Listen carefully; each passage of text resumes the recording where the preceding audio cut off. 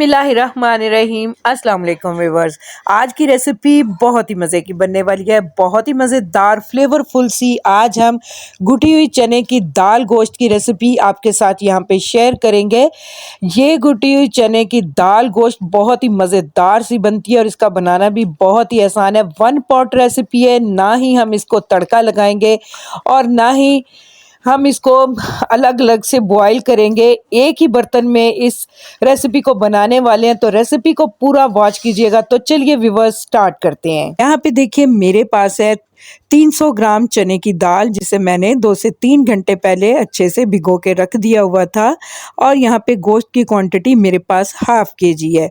यहाँ पे मैं मटन यूज़ कर रही हूँ, आप चाहें तो इसे बीफ में भी बना सकते हैं। यहाँ पे मैंने कुकर लिया है और इसमें मैंने हाफ कप ऑयल डाल दिया है। ऑयल के गर्म होते ही मेरे पास है बड़े साइज की प्याज, जिसे मैंने स्लाइसिस में कट किया हुआ था, ये डाल देंगे।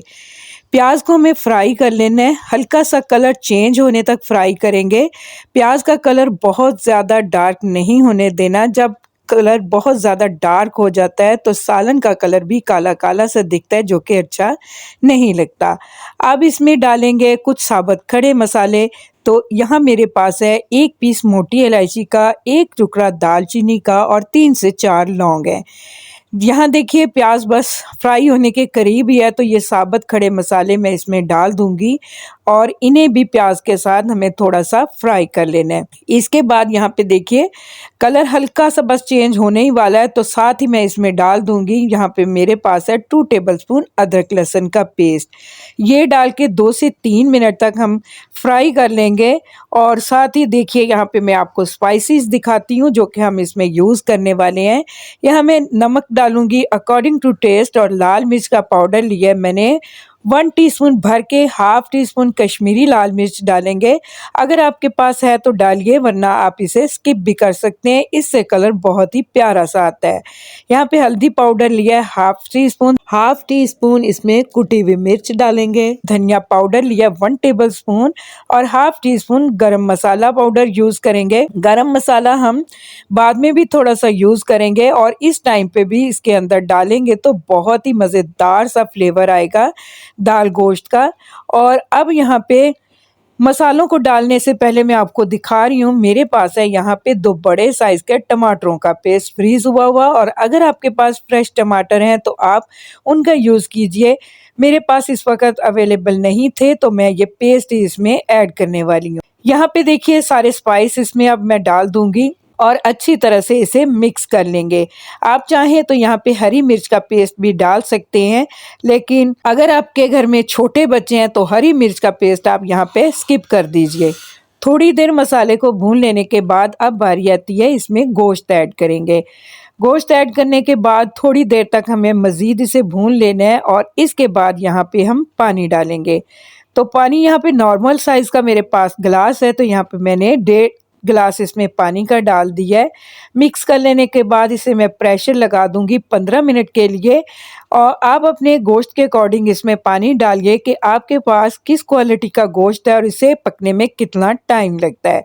तो यहाँ पे 15 मिनट के बाद यहाँ पे मैंने कुकर खोल लिया है। यहाँ पे देखिए गोश्त काफ़ी हद तक गल चुका है, लेकिन इतना नहीं जितना हमें इस रेसिपी में चाहिए। तो इसे मज़ीद गलाएंगे हम, वो किस तरह से यहाँ पे देखिए। अब यहाँ पे इसे पानी खुश्क करने की ज़रूरत नहीं है, साथ ही इसमें मैं चने की दाल जो हमने भिगो के रखी हुई थी वो डाल देंगे और दोनों चीज़ों को हम बहुत ही अच्छी तरह से यहाँ पे भून लेंगे। यहाँ हमें इसे इतना भूनना है कि ऑयल सेपरेट हो जाए और बहुत ही अच्छी तरह से सालन भुन जाए। तो यहाँ पे देखिए ऑयल सेपरेट नज़र आ रहा है। अब यहाँ पे इसमें मैंने 4 चम्मच मेरे पास दही के थे, जिसे मैंने बहुत ही अच्छे से फेंट के रखा हुआ था, ये डाल देंगे। यहाँ पे कुछ टाइम के लिए फ्लेम को लो पे रखेंगे। इसके बाद फ्लेम को मीडियम टू हाई पे करते हुए दही का पानी भी हमें ड्राई कर लेना है।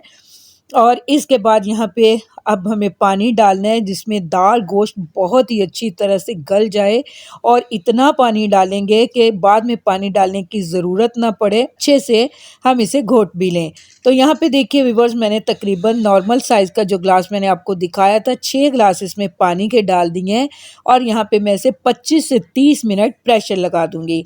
यहाँ पे देखिए ठीक 25 मिनट के बाद मैंने फ्लेम ऑफ कर दिया था। और अब कुकर को खोल लेते हैं। यहाँ पे देखिए पानी की क्वांटिटी भी काफ़ी बेस्ट है। और अब यहाँ पे फ्लेम को दोबारा से ऑन कर लेंगे और दाल गोश्त को बहुत ही अच्छे से हमने घोट लेना है। यहाँ पे एक दाल बहुत ही अच्छे से सॉफ्ट हो गई है, गोश्त भी इतना गल चुका है कि ये आराम से टूट रहा है। अब इसे हैंड ब्लेंडर से घोट लें या जो भी आपके पास चीज़ अवेलेबल हो उसका यूज़ करते हुए दाल को घोट लीजिए। यहाँ पे देखिए बहुत ही अच्छे से मैंने इसे घोट लिया है और इतनी पतली ये दाल होनी चाहिए क्योंकि ये ठंडी होके और बहुत ज़्यादा थिक हो जाती है। इसके बाद यहाँ पे मैं बिल्कुल लास्ट में इसमें हरी मिर्ची काट के डाल दूँगी, थोड़ा-सा हरा धनिया भी डाल देंगे और साथ ही इसमें मैं थोड़ा-सा गरम मसाला पाउडर भी डाल दूँगी। कोई इसमें तड़का नहीं लगाएंगे, बिना तड़के के ही ये दाल बहुत ही मज़ेदार सी बनती है। तो ट्राई कीजिएगा इस रेसिपी को और मुझे फीडबैक दीजिएगा कि आपको मेरी रेसिपीज़ कैसी लग रही हैं। उम्मीद करती हूँ आपको मेरी ये सिंपल सी रेसिपी बहुत ही पसंद आने वाली है। रेसिपी पसंद आए तो इसे ज़रूर से लाइक कीजिएगा और अगर आप मेरे चैनल पे न्यू हैं तो काइंडली मेरे चैनल को सब्सक्राइब भी कीजिएगा।